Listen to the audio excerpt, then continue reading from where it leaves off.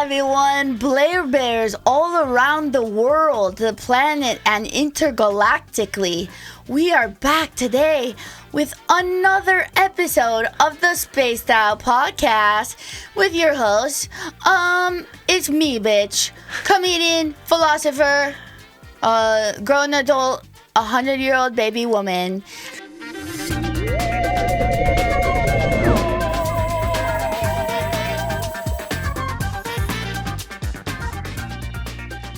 I am so pleased to be here today with our guest, esteemed Australian author, presenter, comedian, podcaster. She goes by Froomes. Should I say your full name or no? Nah, Froomes is fine. Okay, Froomes. This is Froomes, okay? Froomes. If you're wondering the spelling because you're like driving to school or something. As I was about to state to you, this podcast, I came here to get it started. I'm going back to LA and it will be recorded there very sadly from now on. I wish to stay here, but I cannot, I guess, because I have a career or stuff and family there. This podcast is about pop culture, womanhood, mental health, and a little bit about aliens. Love that. I love aliens. Oh, you do? Oh, yeah. This is going to be so fun because as you can imagine, a lot of my guests do not and do not care. I'm trying to inject a little bit of whimsy in them, one recording at a time. Yes, I'm so pleased because you have written a book called All I Ever Wanted Is to Be Hot, which I love that title. And there's just so much there that I like to untangle in my real life and on this podcast about that and what it means for us today in relation to, what beauty standards meant for the women before us, how we're untangling that in the moment right now, and what we want for the women after us. Yeah. So I just think this is so exciting. I can't wait to discuss all this. Favorite topic. And so, yeah, tell me a little about what inspired you to write the book. First of all, you achieved your goal, bitch. You're so gorgeous. You're so gorgeous. This skin. You guys better hop over to YouTube if you're listening to this in your car because this woman is absolutely gorgeous. This is far out. I hope someone looks at it and doesn't go, "Oh, she's dog ugly." No. Why would you say that, Froomes? No, I'm kidding. You look actually so much like an alien. Like I feel like I'm genuinely talking to an alien. Thank you so much. You have no idea what that means to me. Yeah. That was actually the purpose of when I decided that this would be a Sunglasses On podcast. Because I am a stand-up comedian, I find myself all the time on so many goddamn podcasts. I like doing the podcast, but I find that my resistance usually comes from I don't feel like getting made up all the time, and yet it will be something that lives on the internet forever. And so every time before I record, I'm like, that was genius. I know, yeah, it is. But you don't need any of it because I put in effort. Fabulous. I put in a lot of effort this morning. I really appreciate that. And it shows, bitch. Okay, sorry. So tell me about your book, Froomes. Yes, so my book, All I Ever Wanted Was to Be Hot, is part memoir, part cultural criticism. It's focusing mostly on Australian beauty standards, right, but we get everything from the US, really. Yes. So it's the same. So it's our fault. Literally. Yeah. Did you watch Playboy Bunnies? Like, did I watch them in the magazines? No, or like the show, TV? Playboy Bunnies of the... Oh, like the reality show? Yeah. Oh, yes, honey. I think I've seen every single episode. Yeah. When I was young, it was huge. I loved it. I had the box set. So I look at stuff like that. Right. And track how that inspired my experience as a woman and kind of my ideas of what it would be like to be a woman. Yes. I wrote the book. I chose the title because the title's pretty audacious, right? I love the title, though, because I think every woman is like, yeah, that's like this has been the plague of my entire existence since I came out of the womb. Yeah. Yeah. But I felt crazy doing that title because I was like, oh, it sounds really vain and stuff. But then it's been received so well and it kind of like explains exactly what I'm trying to get into with the book because to me, hotness is its own particular thing. Like when I think of hot, I think of hot pink, I think of America, I think of Hollywood and all this kind of stuff that I loved as a kid and aspired to. Where I live now. Yeah, you live in Hollywood? Yeah. What part? Well, I really live in like Los Feliz, but it's like right there. I mean, it's 20 feet away, Hollywood. Los Feliz? Feliz. Feliz is so cool. I love the Spanish mission kind of houses. Oh yeah, please, if you come over there, let me know. Yeah, we're hanging out. And we'll go out for a nice beverage or a meal. I love it there. It feels really or a unreal. hot girl walk. I haven't got to know you well enough to see what you're into, bitch, but I will figure it out. I love all of it. I went to America this time last year, and I just loved it. It feels so unreal to me, but also like so extremely exciting. Oh, really? Yeah. Did you go to LA? Yeah, I just went to LA. And was it your first time there? No, I've been a few times. Oh, you have? And just, I feel like always weird things happen. Like, to me, that's an alien place in the world. Oh, yeah, I agree. Very it's really alien. freaky and weird. Yeah. The energy there. And so just so I can get a sense, if you're not comfortable, you don't have to answer it because I would never pressure women. That's just sort of who I am, a beacon of morality and comfort for my guests. But how old are you? 30. Oh. Yeah. Perfect. Are you With a 30? great age. Sort of. Like in some circles. You know, I've come to teach the listeners that I call myself a 100-year-old baby. Yes. My voice is hoarse right now because of this podcast, because we've been working so hard on it every day for the last 2 weeks. So this isn't my normal voice. Not that it's, that standard when it's not hoarse. But yeah, I had so many questions. So you did like LA, but you thought it was weird. Like what was weird that happened there? There's obviously the element of like growing up watching all American stuff. So it feels, when I first went there, I was like, whoa, it gets me really hyped up, like manic when I go there. Cause I'm like, oh my God, I don't want to miss out. I want to meet famous people. I want to go to the Chateau Marmont, like da-da-da. Chateau's cool though. Like even if you live there. Yeah, it is cool. Like I grew up in Orange County, which was an hour and a half south of LA. And, like I was a beach kid, but I was the only girl in my family. I had older brothers, and everything that we did as a family was outdoors, and we're always on the beach in a bikini year round. Yeah. And I had this mom who was like half my size, 90s diet mom who truly looked like a beauty queen, was like the most beautiful, and love her to death. But like I was like, oh, I'm a troll compared to her. You know what I mean? Yeah. But like, where are you from here? Was that also, aside from like the media influence, that we were all deeply programmed consciously and subconsciously, not even aware how much of the effect of the reticular activating system of what you're constantly ingesting and coming to know and feel and think as normal? Well, I grew up in a place called Victoria. Have you travelled anywhere but Sydney when you've been here? I haven't. This is the first time I've ever been here to this country, and I don't want to leave. I love how you love it. It makes me feel excited. Really? Yeah. Why does that make you feel excited? Because I just love when people are enthusiastic about something. I'm a ambassador for Sydney for You are? Tourism New South Wales. Oh my God. Yeah. That's so cool. How did that even happen? Well, they did this campaign this year called Icons of Sydney. So they picked like a chef. Oh, my bitch is an icon. Yeah, Let's allegedly. fucking go. Okay. So I was like the comedian in it. Yeah. And I just love Sydney as well because I'm from Victoria, so down south. And I came here 8 years ago and I just love everything about it. What's Victoria like in relation to here? It's like the way people describe it in American terms is this is LA and then Victoria's New York. So it's more of a nightlife. So more artsy. But it's still hot girl fashion. More so than Sydney. So you're absorbing that all the time. It's not like you're in some rural area. Nah. Yeah, okay. Rural in mindset because it's where I grew up, so it feels rural, but it's definitely very cool to some. Right. But I mean, like, the beauty standards are popping there. Yeah. I think, my experience is different to you. Like, my parents are pretty normal, and my mum was really conscious to not imbue kind of like dieting in my sister and I. Right. I'm older than you also, though. Oh, true. You're 100. Yeah, I'm 100. Okay. Just a little bit.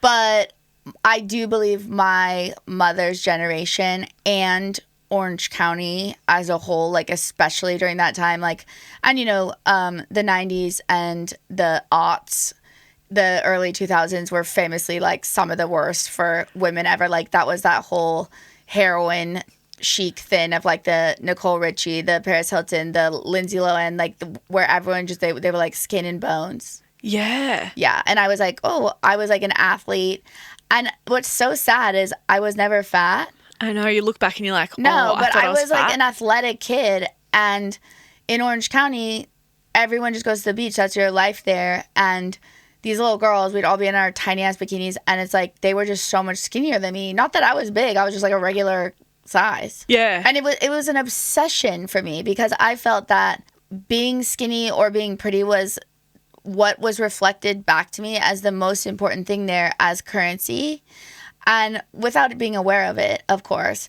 But like being a hot girl meant safety and power and being loved. And it's so sad because it's like outsourcing literally all of your worth to men who don't even care and would adore. Yeah. That's fully what it is. But that's the conclusion that I came to here in the book is like hotness is power. And for me growing up, I thought, oh, I want to be listened to. I want people to me, like I grew up thinking the only way women get listened to is if they modulate their voice in a certain way, they're good looking. Oh, so it was all so intentional for you. Yeah, 100%. It always has been. And I always like Do you have sisters? I got an older sister, but she's not like that. So older sister and then you? Yeah. And then your parents were conscious of not putting any beauty pressure on you. Yeah, I mean, my dad wouldn't have thought about it. Right. He's like a very ochre Australian man. It's like the classic, typical Australian man. I'm guessing, I'm making inferences because, you know, this was a last minute booking, a huge get for us. We're very pleased that we were able to get Froomes in studio, Aussie legend. And I will be reading the book because it is something I'm interested in. I should have brought you a copy. Oh, that's so kind. But I'm inferring that because you wrote this book, that maybe you didn't feel attractive as a kid? What did you feel like when you were a kid? Did you think you were ugly? No, that's a weird thing. I didn't at all. I never felt... Oh. Yeah, I never felt... okay, wow, that's like really shocking. Yeah, I know, because the title makes it sound like that. No, I always felt... I was always like accepted in school. I was always a straight size. So like, I was never bullied for being fat. Like I always was kind of... Popular? Yeah. Yeah, I was popular too, like my whole life. But I had a few years there, like... where I don't think it would happen now. Thank God, like the society has evolved. But I was still like 4th, 5th, 6th, 7th grade. I mean, everyone's so ugly in middle school.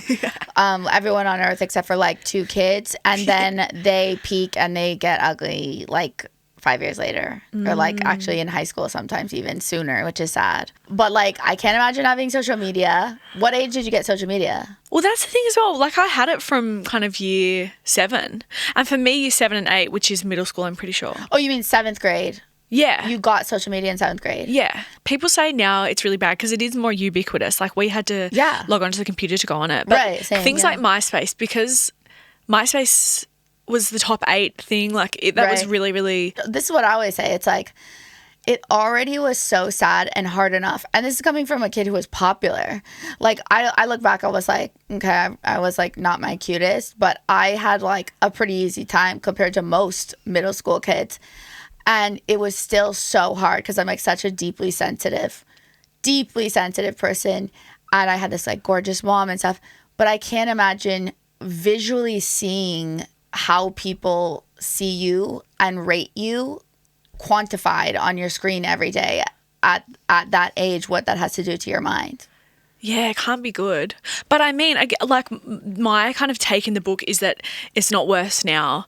Every single generation has had it bad in a different way. Yeah, like even in like Victorian times, yeah, where they had to wear those. I like anytime I see a period piece, I was like, I would not survive in a corset. I would revolt and run. Yeah, fully. Yeah. Or like, you know, there's always beauty standards that are not attainable. High foreheads back in the day, or like big noses. I forgot about that. Yeah. So you're you're sort of like a beauty historian. In a way, yeah. What's your favorite like period of beauty, or what you think is like the most brutal or best? I don't know, because they're all bad for different reasons. They all suck. Yeah. I honestly reckon, I think the way the internet works now, cycles are so quick. So even in the last kind of 5 years, I really do think that we got a little bit of a way with body neutrality. Like I had an eating disorder. I started coming out of it. From what age? It probably kind of like started when I was 21. Oh, 21. Oh, that's pretty late. Yeah, it is. So it kind of started as... Was that because your body changed? It's because I started working in the media at that age. Oh, like on camera? Yeah, on camera. Oh, of course. Yeah, I mean, that's like a tale as old as time. Like, I say that all the time. Like, you know, because skincare is one of my autistic special interests. Obsessed. I'll talk about it to anyone at any time. But have you been to Mecca when you've been here? No, I wish. Oh, mate, when are you coming back? I pray next week. But yeah, like I always say, you know, because I'm in entertainment, I see myself on screen every day. Like in my normal life, I don't look in the mirror that much. Like I'm not, you know, like I air dry my hair, but like I'm really into like, you know, how my skin looks and like my white teeth and my eyebrows and my lashes and my weight and my body, you know, I mean, all these things, my hair, yeah, like, so it's crazy. That, of course, I mean, it makes full sense. For me, like where I've come to in terms of thinking about it is like, so long as it doesn't impact what I do or the things that I choose to do, then I think it's manageable. But the issue for me with beauty standards comes when you are taking yourself out of social situations or letting it dictate your mood in a way that like stops you from enjoying life. So for instance, when I had an eating disorder, fully stopped me socializing. I couldn't have fun. I totally was not a spontaneous person. And because it like takes over your brain. Yeah, fully. That's why it really is a disease. Like I've never had an eating disorder, but I remember feeling for most of my life so gripped by those thoughts almost constantly, like to the fact where I'm just like, it devastates me to think about how much time and pain I felt from all the energy thinking about that and my body, which never should have happened. Yeah, it's the energy drain for me that feels like such a waste. Yeah. Well, like guys just like go around and like live their life, you know? And I mean, of course, guys have issues too, but it's just not even close to the same. No, it's definitely not as ubiquitous. Yeah. I'm also an advocate for, I find that diet culture being so normalized, there are people who would be considered like subclinical. They're not unwell enough to get treatment. Right. But I think that if you are thinking about food or your body lots, like even that is enough to have intervention, because that's how it starts. A majority of eating disorders start by, you know, something like going on a diet, which seems really normal. For a lot of people, it feels crazy to not be on a diet. Like, yeah, I mean, I know, especially like a little older than you, like I feel like your generation is getting better, I think. Maybe not like in some factions, but as a whole. But like for me, my age, like everyone I know, except for like a few outliers, which you're just so lucky, like you weren't raised that way and it wasn't a thing, has been on a diet since they were born. Fully. I have like a bunch of jokes about this because it like, especially when I first started, because it was like, it was so on my mind. And I think it's punk to, like, for me, the coolest thing and something that I really like about my life and my outlook now is like I don't, I eat whatever I want. And I think that's, so do I. Like it's pretty amazing to be able to do that, I think. But I mean, like I know it is. And like, that's how men do it. And that's like, it's kind of French. Yeah, it is. You know what I mean? Like if you go to that, cause like these French women, they don't obsess about their beauty. And everyone's always talked about that as like the standard of the opposite of like the Western. And like obviously a lot of these women are still absolutely gorgeous, so well put together and thin, but it's just like they just don't obsess and think about it all the time. You know, they have a drink if they want, like they just have lunch, you know, and because there's not so much pressure, they're probably not like going nuts because it feels like some bad thing that they're not supposed to be doing, you know? Yeah, that's the biggest part of it. Yeah. And it's funny, yeah, because I think we're also taught to not be able to trust ourselves, not be able to trust our satiety signals and what we feel like eating, because everything is kind of like moralized. Right. Wellness, I find really sinister. Like it feels unrealness. It feels unreal, and it feels really to me it's more sinister than like heroin chic because it's tied up with kind of moralism. It's almost religious to me and fanatical. It is, though. That's 100% the truth, and I'm sure it's been like that throughout many different eras of history, but it's still like that in America. And like my parents' generation, my mom, my poor mom, and all her friends, they'll be like, oh, I was so bad eating that. Or like, oh, I've gained 10 pounds, like all that stuff. And I have done so much work, like basically through therapy on like whatever trauma and emotional pain, whether it was like intentional or not, to actually gain my own sense of self and self-worth independent of that. But it's still in there. Like I've been telling these guys, like I haven't been, like I exercise every day, but it's like exercise I enjoy more for my mental health, more for my body to feel good. But like I'm still vain. And I've caught myself like saying to them like, oh, I have to gain, because I had to do a photo shoot for like a bunch of stuff here, and I was like, oh, I'm not having a good body day, I've gained like 10 pounds here because I've just been eating, having the time of my life. And that annoys me that I even say that. Like I don't want to say that, and I want to, because I want to have children and be very aware, because like I think my mother was never criticizing the way I look, but she was criticizing herself. Yeah. And to me, she was the most beautiful person I've ever seen in my life, who was so much thinner than me. So I'm like, if she thinks that about herself, then I am disgusting. Yeah. And no fault to her. Like it's such generational. They were so programmed that before her generation, like women forever have truly been programmed to mold themselves into art pieces to be good enough for men to choose. I find it like very much objectification, and even the concept that we are objects, and not even an awareness of it though. Oh yeah, fully. Like just being like compulsively seeking out how to constantly improve ourselves or make ourselves hotter, but not even sitting down and deconstructing why. I'm unfortunately straight, I think. Are you? Yeah. Maybe. Yeah. Yeah. I'm still praying that I have some big revelation. For all intents and purposes, yes. Yeah.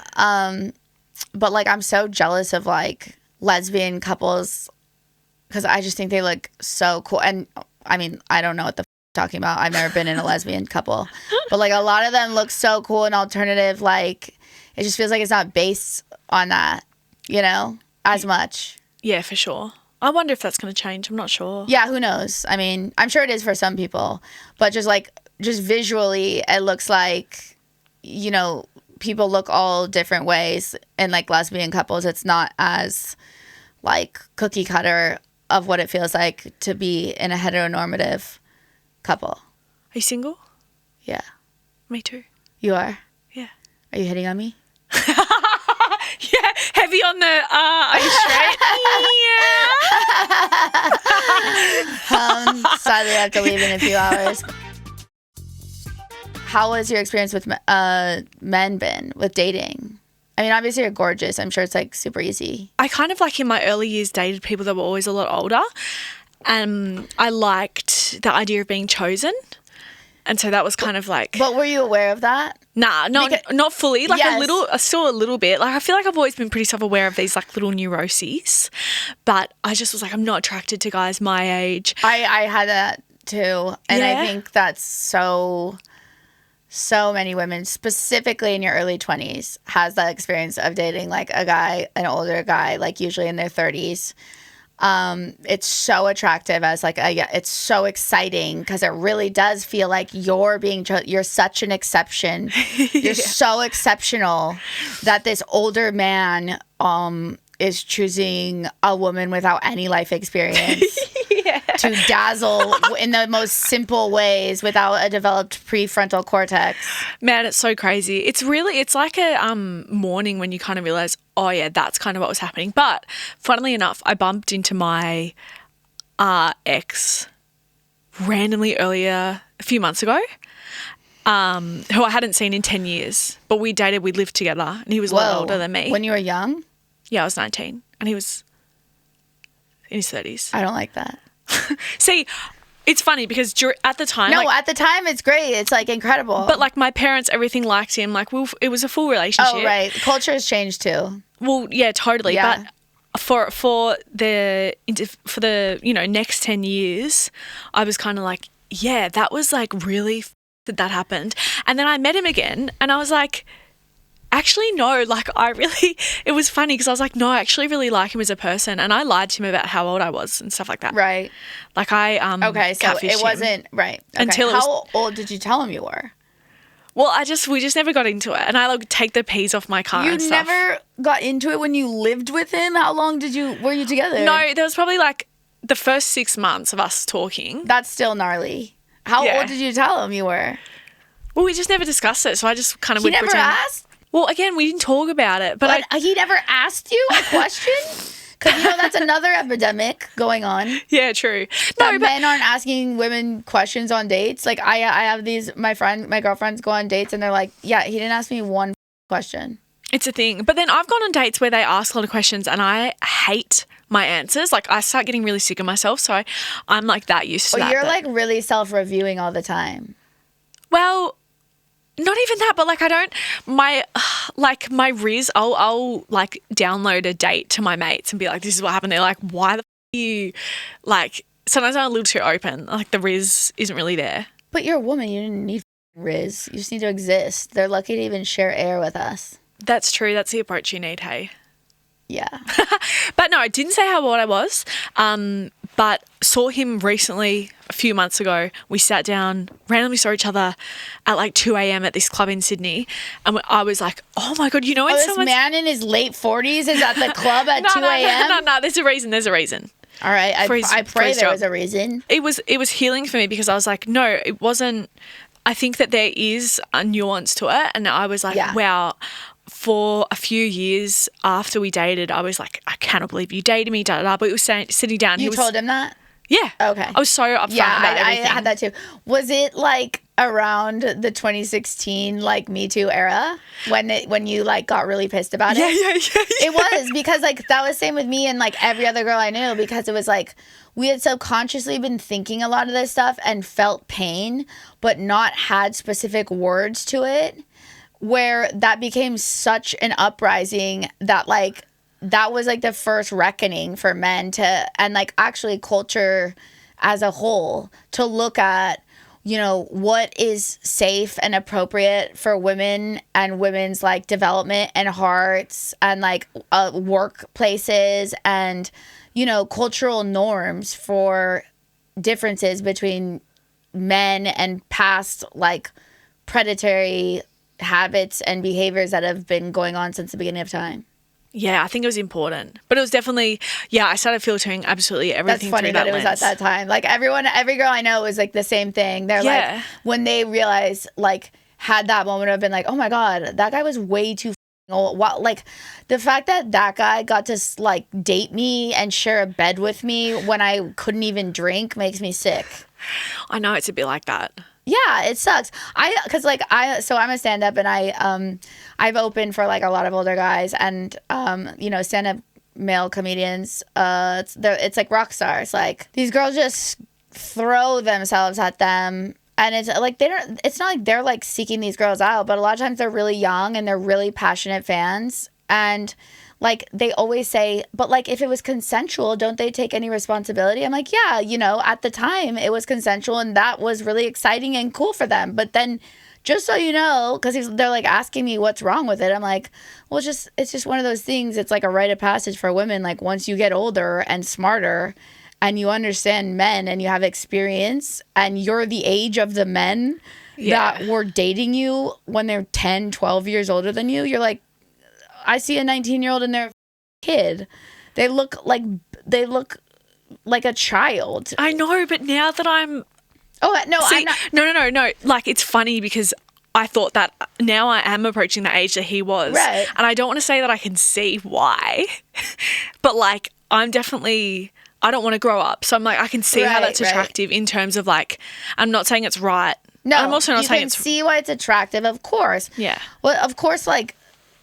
dudes want hot young, it's exciting, it's like fresh, and they don't haven't developed standards and like boundaries and desires for themselves of what they expect in a relationship. Of course it's way easier, it's like way more fun, all that. Of course They get to be someone completely different. They don't have to rise up to be with someone their own age. For sure. And there's like less intimacy, of course, when you're like dating a kid. You're whatever, a legal kid. Yeah, legal. And how exciting for them to get to be the smart person educating, a young girl, showing them the world, teaching them things. Like, I remember all of this, and I thought it was so incredible, Yeah, it's pretty, again, it's the chosen thing. It's like, oh, that means, and I think especially if you're someone who's really driven or really ambitious, being with someone older, you're like, up until age of 25, 26, 27, I always wanted to be older. I was always future planning. My whole life I wanted to. Whereas now I was the youngest and had older brothers, and they'd always be doing cool shit, and I'm like, God, I'm bored. I want to go do that. And they're like, that's not appropriate for you. It's like, no, but I want to. I know. Then I had to read. But now children aren't even allowed to read because they have to be on their iPads. Yeah, true. They do. Playing Candy Crush. So they never even have one bored moment to have a creative thought. This is very true. I just sounded like such a boomer, but I am really concerned about, like, I'm such an analog bitch. If I wasn't a comedian, I would not have any social media. I think it's so bad. I say that too, yeah. I think it's so bad. And is it your country that just, because I was talking about this, that just passed a law that children won't be able to have it till they're 17 or something? Yeah. I think that should be planet-wide for the whole world. I think it's so bad for the development of kids and, like, how addictive it all is. And it's created for us to be super addicted. I'm so addicted. I hate it. I just want to, like, live in the forest with donkeys. Yeah. I know, it's bad for all of us. You do feel like, I always have this idea of, like, I'm going to look back and think I've wasted a lot of my best years. That's what made me, I had, like, a moment. And it made me unfollow everyone on Instagram because I was like, oh my God, I wanted to ask you about this. Yes, everyone asked me about this. I did it in 2021, and, like, everyone always paints me, like, unless they know me, and then they know I'm, like, the most sensitive person on earth. But I was like, well, I can't delete Instagram and continue my career because it's, like, the thing you need most as a comedian to sell tickets and whatever, show people who you are. And I was like, if I can't delete it, then I'm worried I'm going to be on my deathbed and be like, all I did was scroll my entire life. And, like, I see parents all the time. Like, I already was dying enough for my parents' attention, like, felt like I couldn't get enough. I mean, great parents, but still, like, starving for, like, presence. And I remember that feeling so deeply, probably because I'm, like, super sensitive and autistic and stuff and didn't know. But, like, I just look at parents all the time and they're always on their phone with their kids. And it's like, it's got to be heartbreaking. Yeah, I mean, that's the thing. My mum always says your kid doesn't care how rich you are. They just want your attention. That's everything. 100%. I mean, I don't know. Once you're around a screaming kid for more than, like, 10 minutes, you're like, man, I'm putting an iPad in your face. Yeah. So we usually start with a Freako Fact of the Week. So today's Freako Fact of the Week. Are you excited, Blair Bears? That's what I call my fans. Blair Bears. All around the world and intergalactically. Okay, so in 2018, a parrot owner had to remove an Alexa speaker from her home after she caught her pet parrot secretly ordering itself snacks from Amazon. And I was really pleased to learn that I am not the only person with a devastating Amazon problem because it is one of my biggest shames as, a liberal woman supporting a bad company like that. But then on the flip side, as a neurodivergent woman, it really is a very supportive aspect of my life. When I think of, like, I better get paper towels before they run out, and I click order before that thought never enters my head again, and then I'm paper towelless in, like, some sort of deep moment of need. Does it come really quickly in America? Really quickly. It's insane. Okay, my fact. You love Sydney, right? I love Sydney. So Centennial Park on the way to Bondi. It's this big park with, like, animals and stuff. And what kind of animals? Like zoo animals or just, like, like native animals? local animals. Yeah. So there's a lot of lakes in there and ponds, and every year eels migrate from New Caledonia over into Centennial. It's like a country. I don't know. Another country? Yeah, like ages away. Ages away? It'd be like, I'm pretty sure New Caledonia is far enough away like New Zealand far away from here. Okay, so it's not in Australia. It's another country. Whole other country. Literal country. Okay, yeah. I think up north. Okay, so they swim in the ocean. They swim. Migrate. In the ocean of New Caledonia and somehow find their way into the ponds in Centennial Park, which means they have to go through drains and sometimes even overland to come and live in the ponds in Centennial. That's crazy. No, that is crazy. And is that the only place that they go? Yeah. That's really crazy. How weird is that? And have they deduced how long this has been going on for? I don't think so. Because, I mean, has the park been around? I don't think the park's... Some of the park is natural. From Sydney ambassador coming to us live right now. But that's cool. Like, no, that's unreal. What do you mean they go overland? And going overland, if I saw that shit, I like, because I hate snakes.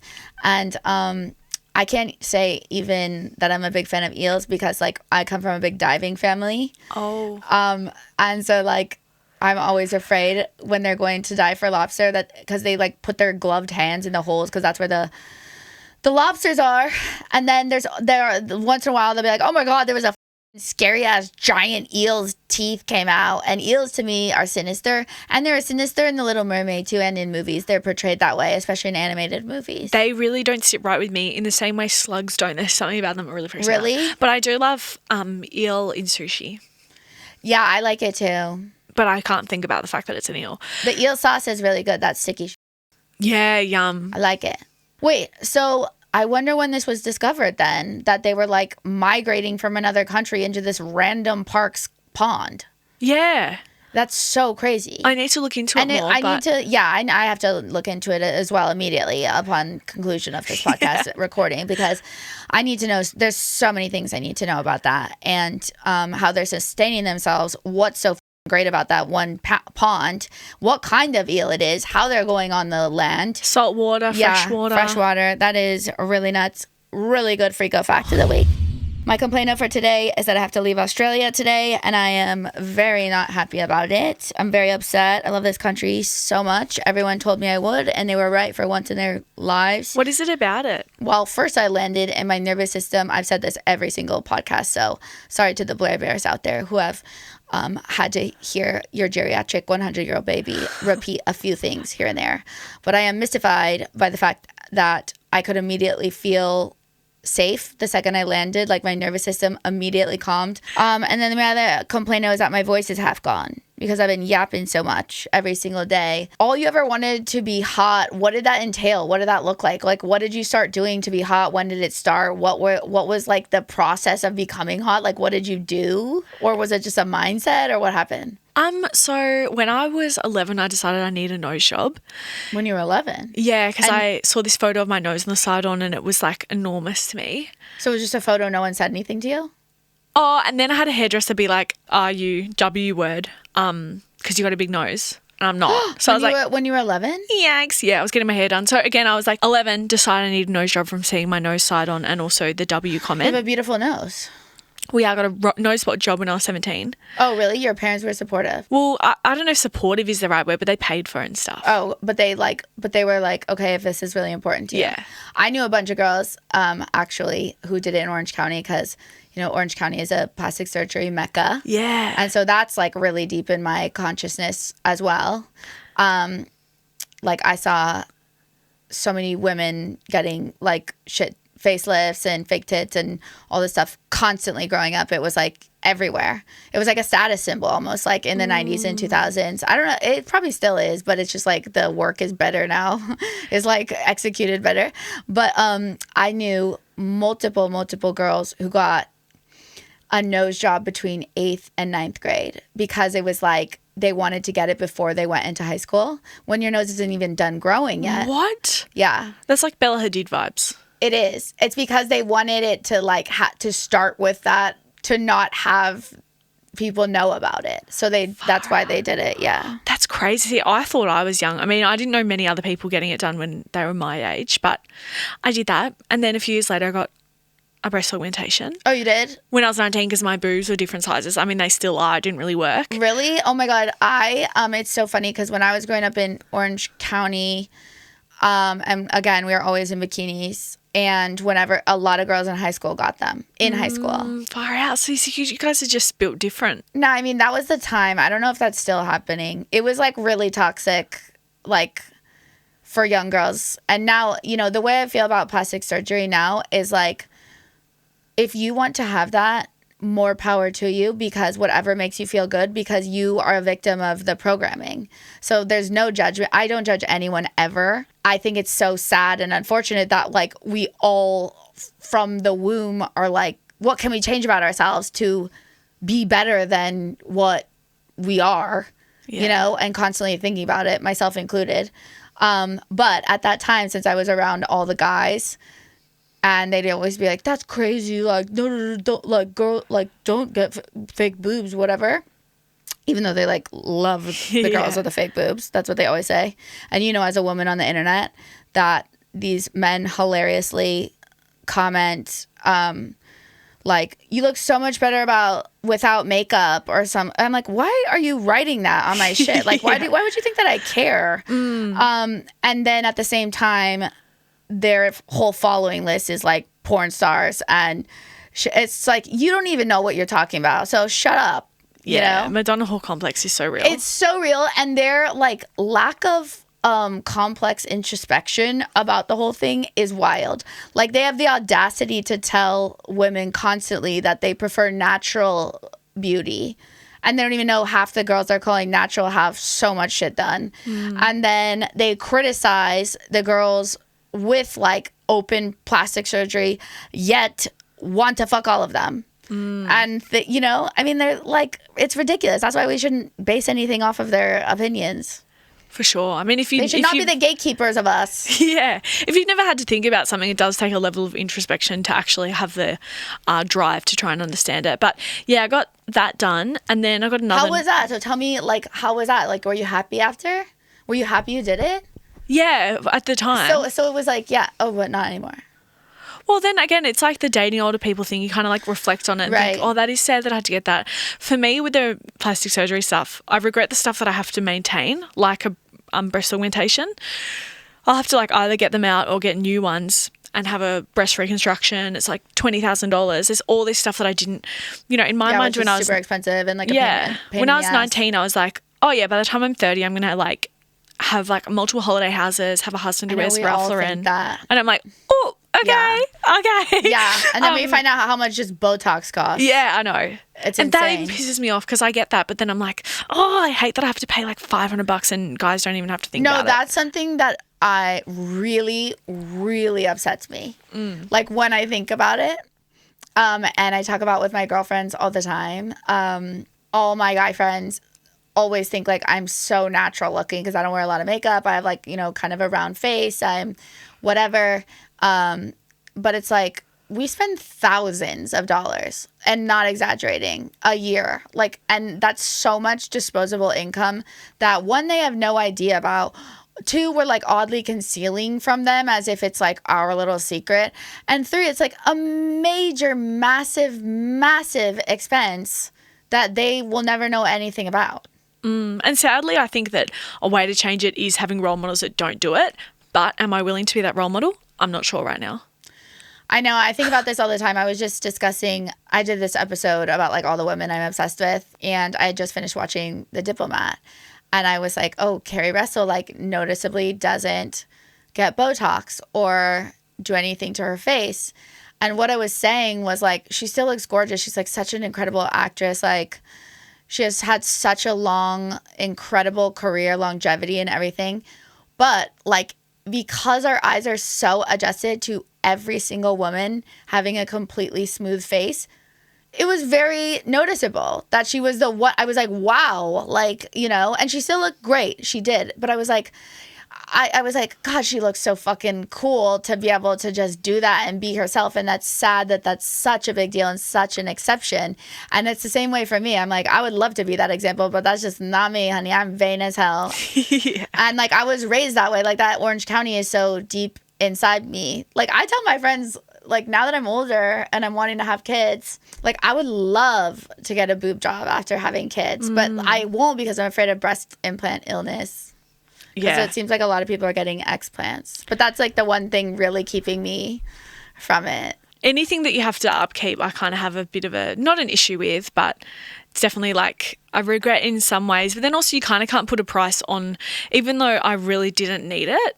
And I kind of have always had this warped, like I've definitely always had body dysmorphia in a way. Yeah, I mean, so do I. Even though it's at the lowest it's ever been, it's still there. Yeah. So I think it helped me in the way that like when someone has OCD, it helps to get reassurance, but it's actually the worst thing you can do. So it's kind of like a quick fix. Yeah. I do too. But I just found out, like, I would have never thought, because like it's the same thing, like we have one idea of what autism is. So I would have never thought I had autism. I was like, I was a popular kid growing up, you know? I don't have autism. Yeah. You know? And then OCD, I thought it was like people who lock the door 10 times and like have to drive home because they're worried they left something, you know, like all that stuff. But really it's like looping thoughts. Yeah, rumination. And fears. And I was one of those people like seeking reassurance for certain mental like thoughts that I would have, you know, and to a degree that's normal for like most people, but like when it's unmanageable with certain times, you know. How did you recover from like your eating disorder and all this? Like, did you go to therapy, or what was like the healing process like? Yeah, so like, because it started out when I was 20, 21, and it was kind of like, started with kind of like bulimia, but it wasn't diagnosed, but it was obviously like I was doing bulimic shite. And then when I started being on camera a bit more and moved to Sydney, it turned into anorexia. I never had the anorexia that was like, I think I'm fat. I was like, I look amazing. But then it became unmanageable because obviously when you have anorexia, it's mental more than anything. Yeah. And I was like really depressed. Well, it takes over your whole life. Fully. I couldn't manage it anymore, you know, in a new city without my parents. Yeah. And then there's a few things that helped me get out of it. Like I got into like a really beautiful relationship with someone who was like the nicest person ever. And we had so much fun, and it wasn't related. Sweet. Yeah, it was awesome. It wasn't related to the way that I looked. So that kind of helped me get out of it. And then it didn't actually heal, like it didn't do the full Monty fixing me. So I went into binge eating disorder. Well, I had a pretty established audience by then, but it was like you Google Froomes and it'll come up Froomes weight gain, which was like my biggest nightmare as someone with anorexia. Oh my God. So hectic. That is insane. Well, yeah, and it's not even that gaining weight is bad. It's just this idea that like your biggest nightmare when you had the kind of eating disorder I did was like to be fat and for everyone to notice. Yeah, but also that's everybody, like even a non-anorexic person. So for you, it's like 100 times worse. But like even just like a normal woman, to see that come up on Google is like devastating and hurtful. Even for a man, it would be. Yeah, it's just hectic. And it's really like harkened. Mean, yeah, spirited. It harkened back to kind of like the magazines that I'd grown up with. Yes. It was like fat or fit or this or that. I still can't believe that. And that's what it all was back then. That was like the whole conversation. Like back then, like in those magazines and those poor pop stars and Jessica Simpson size 4 getting like freaking ridiculed to death. So crazy, man. One of the universities in Australia was doing a test on binge eating e-therapy, so online therapy, and I was one of the guinea pigs for that. It works really well. You volunteered? Yeah. Because of that? I volunteered because it's very difficult to get help. It is? I don't know how hard it is in America, but we don't have enough specialists like in that area? Yeah, nah. So they only really help you if you're like really skinny and need inpatient treatment. It's very hard otherwise. And a lot of people don't know, like I was going to a psychologist for other stuff. They didn't know how to help me and would... Really? Yeah. So the issue, because like you guys have universal healthcare here, right? Yeah. So the issue isn't that like you have good access to healthcare. It's just that this one specialty is not like super prevalent with like enough doctors and people involved in it. Yeah, and a lot of, not to shit on healthcare individuals, but like there's a lot of misunderstanding. And at pretty much every point of trying to get better, there was roadblocks that... Oh, I'm sure. Yeah. And it's also like one of the most difficult things to psychologically treat because it's not like alcohol where you can just abstain. It's like you need it to subsist. For sure. Got to eat 3 meals a day. Yeah. And everywhere you look... kind of thinness is, even when you go to the doctor, like you got something like a BMI, which we know now isn't, you know, it's based off like a certain body type. Right, which they made it like law. Yeah. So there's stuff like that, like society-wise, it's very much ingrained to not be able to know how to treat eating disorders. But the therapy worked for me, and now I'm an ambassador for that as well, as along with Sydney.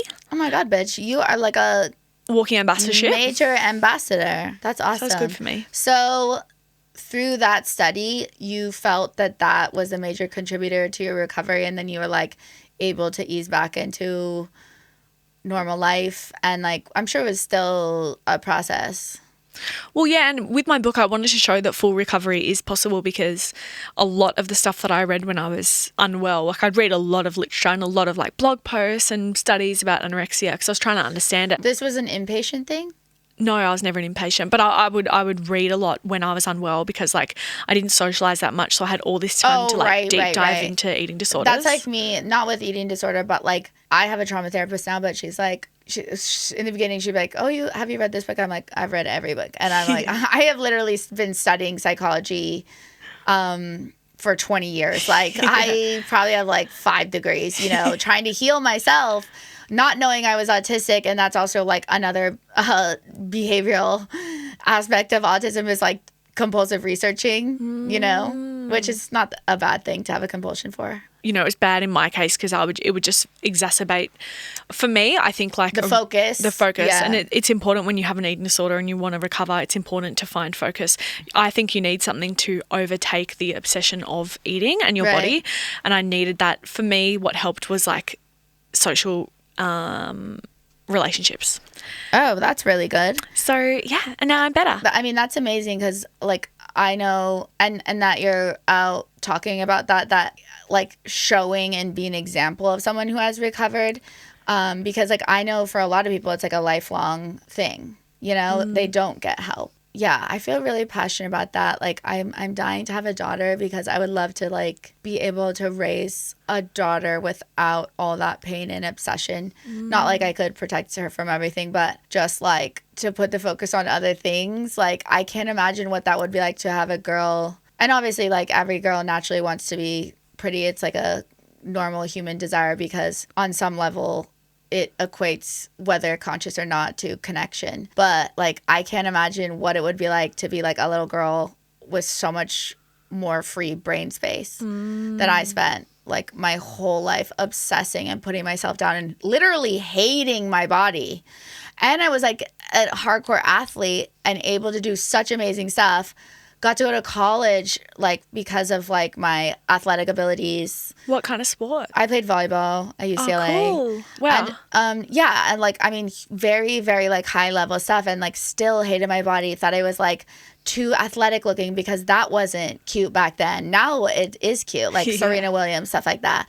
But no, I wasn't stick thin, and I've never been stick thin. But I was definitely like never even fat. So that's up, and the fact that I hated myself just bums me out so much. Yeah, it's a bummer. How long till after you finished that recovery till you wrote the book? I started writing the book when I was just out of it, which was important because I wanted to make sure that people who were reading it understood that I understood it, because often as well when you read, for me, when I would read stories of people who'd recovered from anorexia, I was like, we clearly didn't have it. Because again, there was this rhetoric that you could never recover. And so I wanted to be close enough to the experience to be able to speak to it in a way that I'd be able to write about it in a non-triggering way, but have people know that I understood. And I'm glad, because if I had tried to write it now, I feel so far removed from it. Like food and exercise in a compulsive way isn't a part of my life at all. Right. So that... Same. Yeah, which is crazy because it was like my obsession. I mean, I never was like harming myself with it, but like it was truly my obsession my entire life. And like it's still like those thoughts still pop in, and I'm just kind of like, oh, that's not me anymore. But then I hear my mom and her friends like still make those comments, you know? And you're like, ooh. Okay. And like if I'm looking thinner, they're like, wow, you look so gorgeous. You know, like, but they're not even aware of it. What do you hope for younger girls, like given all of this experience that you've had and processing of it? Well, I think it's cool to cultivate interests outside of it. I think a big part of it is... like taking the focus off. Yeah, 100%. Yeah. And finding different passions. And right. Again, like I don't know if anyone could have done anything to stop me from doing it. I'm also really kind of like aware that when you're a certain age... I wouldn't listen. If I was 13 looking at me, I'd be like, who is this old bitch? Like, you don't know what it's like. Like, you know, I was like very precocious. Right, same. And so stubborn. Like, I mean, I look back and I'm like, oh my God.